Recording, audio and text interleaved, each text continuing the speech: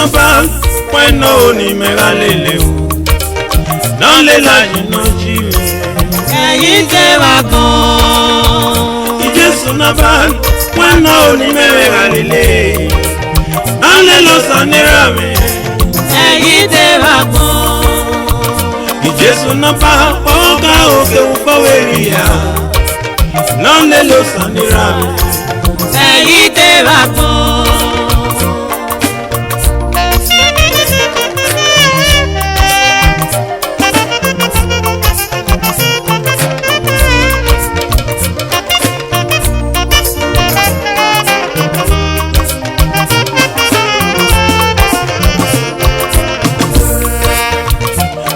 No va, bueno, ni me galele o. No le lo sanera me. Ẹ̀yin tẹ́ wá gan. William Magalele o. Agamatinya sano yiwe. Ẹ̀yin tẹ́ wá gan. Yange beno wa otunile lo sagero pa madote o. Emozisi le lo sagia. Usamega maye kwemwe. Yange beno wa otunile lo sagero pa madote o. Ibitrale lo sagia. Usamega maye kwemwe. Yange beno wa otunile lo sagero pa madote o. E David le lo sagia. Usana tine no ya gogolaye. Gulaya no rada kumaya. Magaria tini mani maya gogia ya. I Jesu ewe uwaselele ya.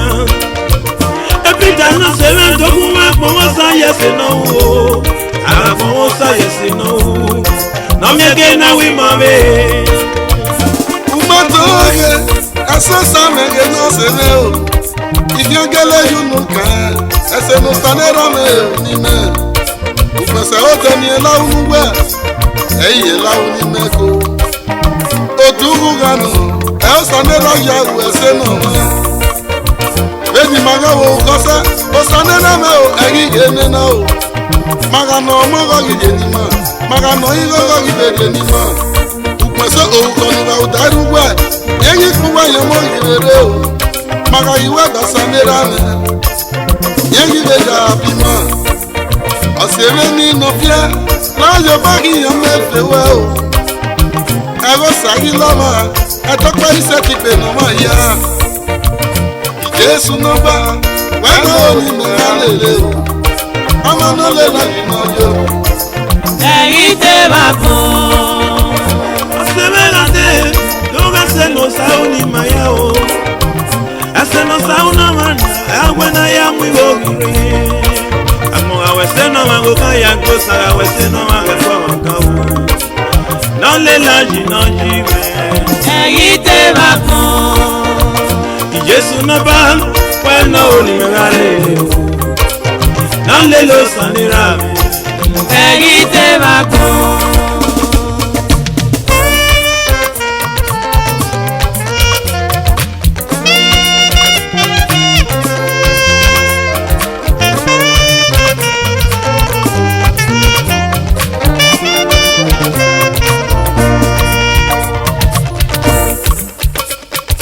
Jesu Christi wegaga Beta kwea. Jesu Christi wegaro Omugo ya sufuko.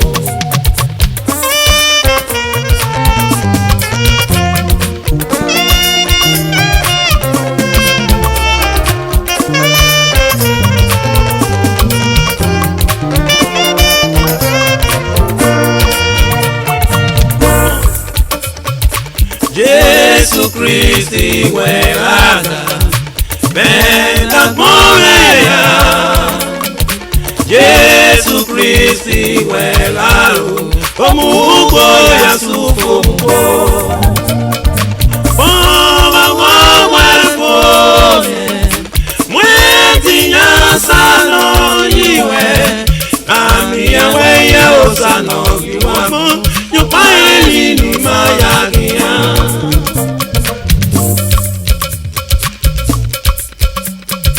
Jesu Christi wegaga Beta kwea.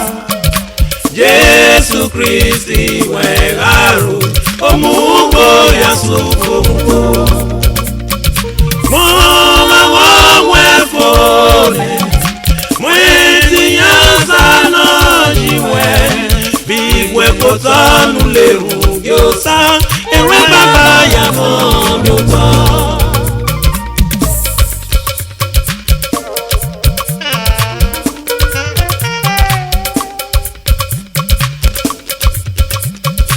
Moma wefole Mwezi yazano jiwe Bigwe kotanu leru gyosa Ewe baba ya mbyota Prayer is the key, prayer is the key, prayer is the master key. Jesus started with prayer and ended with prayer. Prayer is the master key, prayer is the master key. Prayer is the key, prayer is the key, prayer is the master key. Jesus started with prayer and ended with prayer. Prayer is the master key. Prayer is the key, prayer is the key, prayer is the master key. Jesus started with prayer and ended with prayer. Prayer is the master key.